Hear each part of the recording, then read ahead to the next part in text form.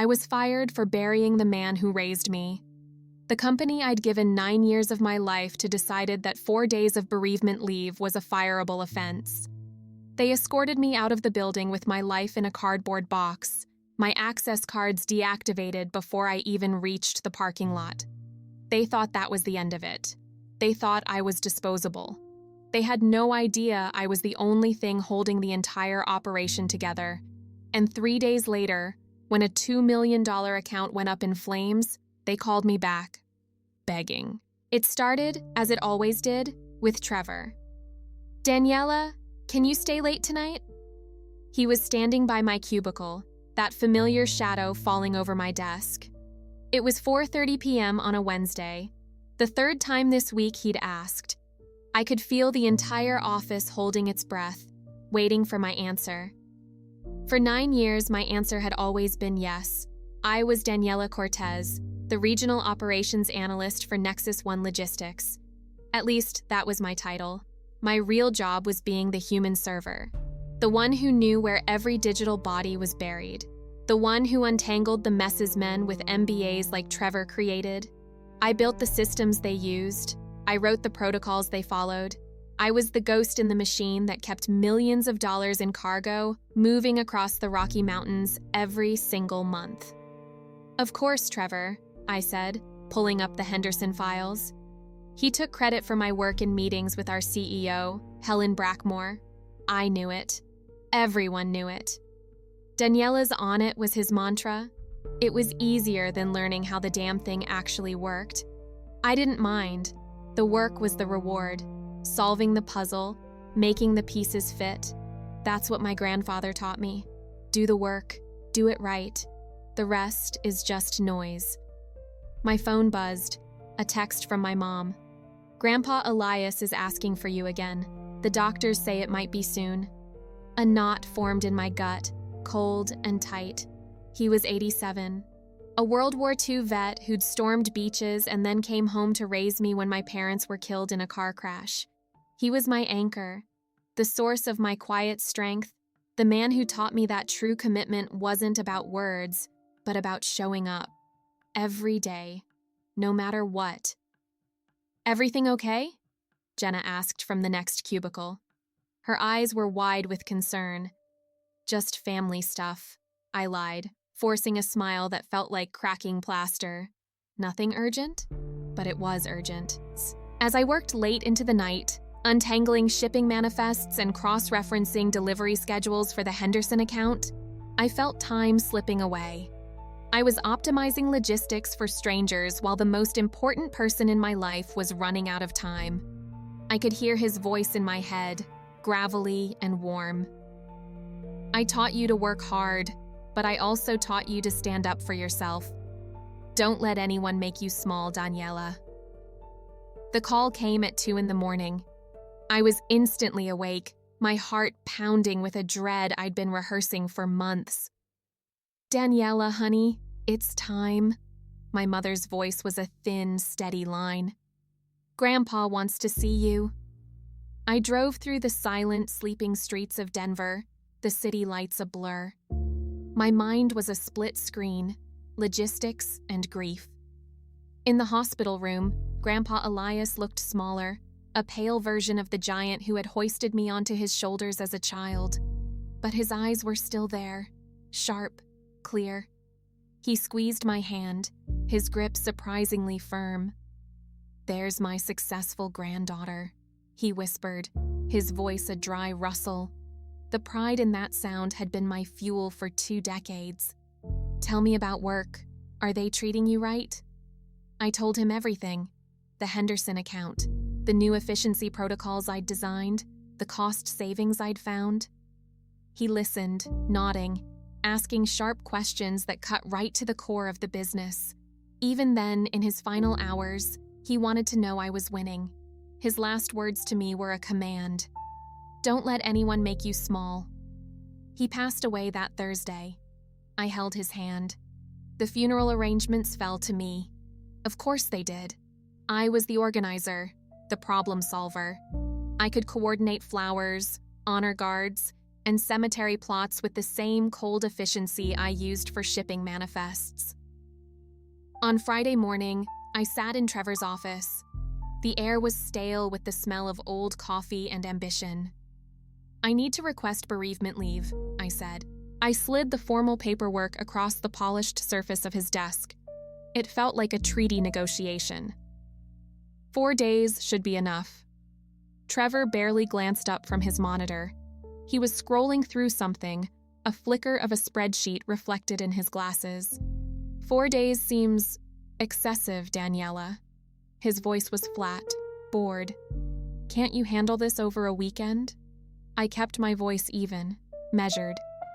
He was my grandfather, Trevor, and my legal guardian after my parents died. There are veterans' burial arrangements to handle. Family is flying in. There are legal matters. He sighed, a dramatic put-upon sound. It was the sigh of a man whose day had just been inconvenienced by someone else's mortality. "Fine," he snapped, "but I want all your current projects handed off, properly. I don't want a single client call while you're gone." I felt a surge of anger, hot and sharp, but I pushed it down. "Of course," I said. My mind was already a checklist. "I'll prepare detailed notes for everything." That afternoon, I became a whirlwind of efficiency. I sent emails with step-by-step instructions. I updated every project file with color-coded tabs. I even recorded short video tutorials for the more complex integration procedures, my voice a calm, steady narration over screen capture footage. I walked Jenna and Carlos from accounting through the handoff, answering their questions, showing them the fail-safes I'd built into the systems. I stayed until 8 p.m., long after everyone else had gone home, triple-checking everything. I was building a fortress of competence around my absence. At 9:15 p.m., an email from Trevor landed in my inbox. Subject, leave request. Body, approved, return Monday. That was it. As I packed up my desk, a strange feeling washed over me. It was grief, yes, but it was also pride. Grandpa Elias would have been proud. I had done the work. I had anticipated the problems. I had made myself redundant, just for a few days, so the machine could run without me. I had no idea that my dedication was the weapon he would use against me. The funeral was at Fort Logan National Cemetery. The sharp crack of the 3-volley salute echoed across the plains, a final percussive goodbye. The folded flag felt heavy in my hands. My family gathered, cousins and aunts I hadn't seen in years. We told stories about Grandpa, his stubbornness, his terrible jokes, his unshakable integrity. "He was so proud of you, Daniela," my Aunt Teresa said, holding up a faded newspaper clipping he'd saved. It was an article about Nexus One winning a regional logistics award a few years back, an award we won because of a system I designed from scratch. "He showed this to everyone at the senior center," she said, her voice thick with tears. I smiled through my own. He understood my work was more than a job. It was service. It was order. It was making things run right. Sunday, I spent the day with my mother, sorting through his medals, his letters, his life packed into boxes. We navigated the labyrinth of Veterans Administration paperwork. It was complex, frustrating, but I tackled it like any other logistics problem, form by form, signature by signature, every loose end tied. I was at peace. Monday morning, I arrived at the office at 7:30 a.m., half an hour early. I felt ready, cleared, ready to dive back into the Henderson project. The office was quiet, eerily so. I walked to my cubicle. My monitor was dark. I tapped the keyboard. Nothing. I hit the power button on the tower. The screen flickered to life, then a stark blue box appeared. Access denied. Contact it, administrator. A cold prickle of unease ran down my spine. Daniela. It was Jenna. She was standing a few feet away, her face pale, her hands twisting the lanyard around her neck. She wouldn't meet my eyes. "Trevor wants to see you, in his office, right away." I grabbed my coffee mug, the one Grandpa had given me that said "World's Best Problem Solver," and walked toward his office. I assumed it was a technical glitch. a security protocol that automatically deactivated my credentials after a few days of inactivity, an urgent client fire that needed my immediate, expert attention. I knocked on his doorframe. "Good morning, Trevor. I'm back, ready to jump in wherever you need me." He didn't look up. His eyes were fixed on his screen, his fingers clicking away. "Actually, Daniela," he said, the words clipped and sterile. "There's been a change." The way he said it, my stomach went into freefall, but I kept my face a mask of professional calm. "What kind of change?" He finally looked at me. His expression was a blank wall, cold, bureaucratic, empty. "I've decided to go in a different direction with your position," he said. "Your employment with Nexus One is terminated, effective immediately." The words didn't compute. They hung in the air between us, meaningless sounds. I must have misheard. The hum of the server room down the hall suddenly seemed deafening. "I'm sorry?" I asked, my voice barely a whisper. "What did you just say?" He repeated it, slower this time, as if explaining a simple concept to a child. "Your position has been eliminated. We need team members who demonstrate unwavering commitment to their responsibilities. Taking 4 days off, even for personal reasons, shows where your priorities lie." The blood rushed to my face. Disbelief was a physical shock, a jolt that made my hands tremble. "Trevor, you approved my leave. I submitted the forms. I have the email. I ensured every single project was covered before I left." He shrugged, a small, dismissive gesture that felt like a slap. "Approval doesn't mean I have to like it. This company, Daniela, needs people who put the work first. Period. Our clients depend on us. When you choose family over your professional obligations, you send a message. A message about your dedication." My voice started to rise and I couldn't stop it. "I buried my grandfather, Trevor, a World War II veteran, the man who raised me. This wasn't a vacation to Cabo. It was honoring the person who taught me the meaning of responsibility." His lips curled into a faint, cruel smile. "That's very touching," he said, the sarcasm a physical blow. "But personal circumstances don't excuse professional lapses. Your decision to prioritize a personal matter over the very real needs of our clients demonstrates that you're not the right fit for our culture going forward." I stared at him. The floor seemed to drop out from under me. 9 years of late nights, 9 years of solving his impossible problems, 9 years of building the very architecture of this company's success. It was all gone, erased, because I mourned. "Where is Helen?" I demanded, my voice shaking now. "I want to speak with Helen Brackmore." Trevor leaned back in his chair, the picture of smug authority. "Helen is fully aware of my decision," he lied, the words sliding out effortlessly. "And she supports it." He was lying. I knew he was. Helen had praised my work, my dedication, my value in every performance review. But in that moment, what did it matter? He held the power. He had the axe. "I see," I said. My voice was suddenly quiet. The anger had vanished, replaced by a strange, freezing calm. Grandpa Elias's voice echoed in my mind. "Dignity, Daniela. Always dignity." "What is the process for transitioning my responsibilities?" He looked surprised. He'd expected tears, screaming, a scene. He didn't know I was my grandfather's granddaughter. "Security will escort you to your desk," he said, recovering his composure. "You can collect your personal items. Your system access has already been revoked." My mind flashed to the Henderson account, the massive, complex integration I had been building for weeks. The launch was next week. I was the only one who knew how all the pieces fit together. "And my projects?" I asked. "The Henderson account is scheduled to launch. I'm the only person who knows the complete integration architecture." He waved a dismissive hand, the gesture of a man who has no idea how deep the water is. "We'll figure it out," he said with a confidence he didn't own. No one is irreplaceable.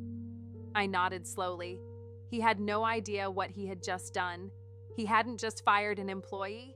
He had detonated a bomb in the heart of his own operation and set the timer. "Is there anything else?" I asked. He was already turning back to his computer, dismissing me from his reality. "Just remember your confidentiality agreement," he said over his shoulder. "And please, don't make this more difficult than it needs to be." A security guard was waiting for me at my cubicle. Pete, an older guy who I'd shared many late-night conversations with. Jenna and a few others were watching, their faces a mixture of horror and fear. No one said a word. They couldn't. Trevor had just made an example of me. Sympathy was now a career risk. I packed my photos, my little collection of novelty pens, my grandpa's mug. I packed 9 years of my life into a small brown cardboard box. Pete walked me to the elevator, the silence heavy and suffocating. As we reached my car in the garage, he finally spoke, his voice low. "This ain't right, Miss Cortez. You were always one of the good ones." "Thank you, Pete," I said, and I meant it. "Take care." Driving away from that building for the last time, I didn't feel anger. I didn't feel despair. I felt free. The shock had burned away, leaving behind a cold, hard clarity. Trevor thought he had made me small. He had no idea he had just handed me a mountain to climb, and from the top, I'd finally see how small his little valley really was. Back home, I didn't cry. I made coffee. I opened my laptop. The box of my former life sat on the floor beside me. My phone was already buzzing with texts. "Jenna, this is insane. Trevor is an idiot. Everyone knows you held this place together." "Carlos, he's making a huge mistake. Is there anything I can do?" I knew they meant well, but they were trapped. Trevor had just proven that loyalty was a one-way street at Nexus 1. I didn't answer them. Instead, I started working. I researched logistics consulting firms in Colorado. I updated my LinkedIn profile, changing my status from loyal employee to independent specialist. I built a simple, professional website showcasing my skills in supply chain optimization and system integration. I started making calls, not to headhunters, to vendors, the shipping partners and software providers who knew my work firsthand, the ones who had always said, "Daniela, you should be running your own shop." The response was electric. By Tuesday afternoon, Sandra Rodriguez from Front Range Shipping called. "Daniela, I heard what happened. That fool Trevor. It's their loss. Listen, I have 3 clients right now who are screaming for someone with your brain. Can you talk?" Wednesday morning, I signed my first consulting contract. A 2-week project analyzing distribution bottlenecks for a local e-commerce company. The rate they offered for a single day was more than I used to make in a week. I worked from my kitchen table, the silence of my apartment a welcome change from the oppressive hum of the office. And for the first time in years, I felt valued. My new client didn't just want my time, they wanted my insights. They listened. They implemented my suggestions. They treated me like an expert, not a utility. On Thursday, I got a call from a number I didn't recognize. It was Maya Chen, a brilliant analyst who'd quit Nexus 1 6 months ago. "Daniela, I just heard," she said, her voice tight with rage. "I need to tell you something. That son of a bitch." "Maya, what is it?" I asked. "The Henderson account," she said. "The optimization plan?" The one that saved them a projected $500,000 in the first year? Trevor presented it to the board last month. He presented it as his own work. Every slide, every data point. It was your project, Daniela. Helen was so impressed she started talking about promoting him to regional manager. A cold, perfect clarity settled over me. It all clicked into place. He hadn't just fired me for taking leave.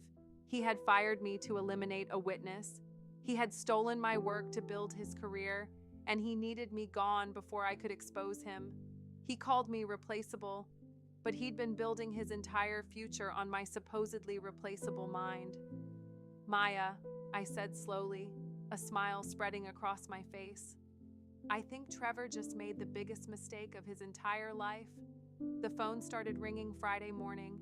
Helen Brackmore, CEO of Nexus One. I watched her name flash on my screen. I let it go to voicemail. A minute later, a notification popped up. Daniela, this is Helen. I need to discuss an urgent matter with you. Please call me back as soon as possible. Her voice was tight, strained. I didn't call back. I was too busy reviewing a proposal for a new client in Seattle. An hour later, she called again. Voicemail. Daniela, we have a serious situation with the Henderson account.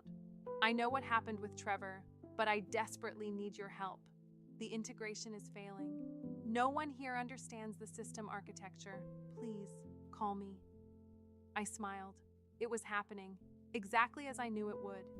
He had taken credit for the recipe, but he had no idea how to cook. The system I had built was intricate, a complex dance of custom code and third-party APIs. Without me, without the architect, it was just a pile of bricks. A text from Jenna came through. Henderson integration crashed. Total system failure. Data lost. Trevor has been in meetings all day. Helen looks like she's going to kill someone. I poured a glass of wine and sat on my balcony. The Rocky Mountains were silhouetted against a crimson sunset. Grandpa Elias never believed in revenge. He believed in consequences. Trevor had made his choices. He chose theft over integrity. He chose ego over competence. He chose to fire the one person who could save him. And now, the consequences were coming for him. My phone buzzed again. Helen Brackmore. I set it face down on the table. My work was done. His was just beginning. Monday morning, I let Helen's call go to voicemail 2 more times before I finally picked up. I wanted her to understand the new power dynamic. I wasn't an employee she could summon.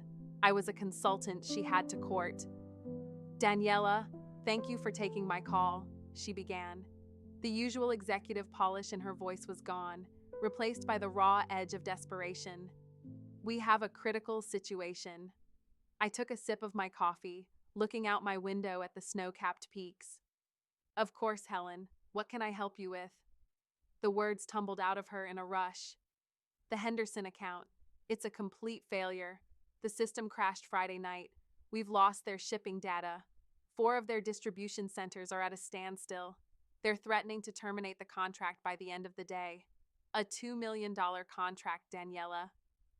I let the silence hang in the air. Trevor assured me, she continued, her voice cracking. He assured me he understood your systems completely. It has become painfully clear that he does not. I see, I said, my voice a calm, neutral island in her sea of panic. And what are you proposing? I'd like to offer you a consulting contract, she said quickly. To fix this, we'll pay whatever your standard rate is, plus a 50% completion bonus. Just name your price. I paused, letting her stew in the silence. I was looking at an email from that firm in Seattle. They wanted me to fly out, all expenses paid, to lead a 6-month system overhaul. The project fee was more than my Nexus One salary for 2 full years. Helen, I appreciate the offer, I said finally, my voice full of polite, professional regret. But I'm afraid I'm not available for that type of emergency work. The silence on the other end of the line was deafening. I could practically hear her brain short-circuiting. What do you mean, you're not available? My priorities have changed, I said, using the exact phrase Trevor had used on me. I'm focusing on clients who value long-term strategic partnerships, rather than those who only need short-term problem-solving in a crisis. I'm sure Trevor can handle it. Her breathing was audible now, a ragged sound. Daniela, I don't think you understand. I was not involved in Trevor's decision to let you go. He acted alone. He misrepres. Oh, there's no misunderstanding, Helen, I interrupted gently. Trevor made his position, and the company's culture, perfectly clear. Nexus One requires employees who put work before all other obligations. I respect that, so I moved on, accordingly.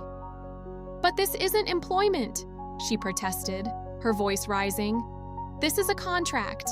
You'd be an independent consultant. I could hear muffled voices in the background. Trevor, no doubt, frantically feeding her talking points. I understand the distinction, I said, but my schedule is already committed to other clients. Clients who appreciated my expertise from the start, not just when their systems are on fire. Her composure finally shattered. Daniela, please. The Henderson contract is worth millions. If we lose it, people could lose their jobs. We can work something out. Anything. I felt a flicker of something, but it wasn't pity. It was justice. I'm certain you'll find a solution, Helen, I said, my voice softening into a tone of finality. As Trevor so wisely pointed out, no one is irreplaceable. I'm confident he's about to demonstrate that principle for you all. Daniela, she started, but I cut her off. I do appreciate your honesty about Trevor's mistake, I said, and I meant it. But my grandfather taught me that respect is built on consistency, not on crisis management. I have to go now, Helen. I have a call with a new client. I hung up the phone. I didn't feel triumphant. I didn't feel vengeful. I felt the quiet, profound satisfaction of a problem solved, an equation balanced. By the end of the day, Henderson had terminated their contract. By the end of the month, Trevor was demoted and transferred to a dead-end office in Phoenix. Nexus One spent a fortune on an outside firm to rebuild the systems I had created, but they never got them quite right. They had the blueprints, but they didn't have the architect's soul. My consulting business thrived. I worked less, earned more, and partnered with people who saw my value not as a resource to be exploited, but as an asset to be cherished. Losing that job was the best thing that ever happened to me. It forced me to see that my grandfather was right all along. You work hard, you do it right, and you never, ever let anyone make you small.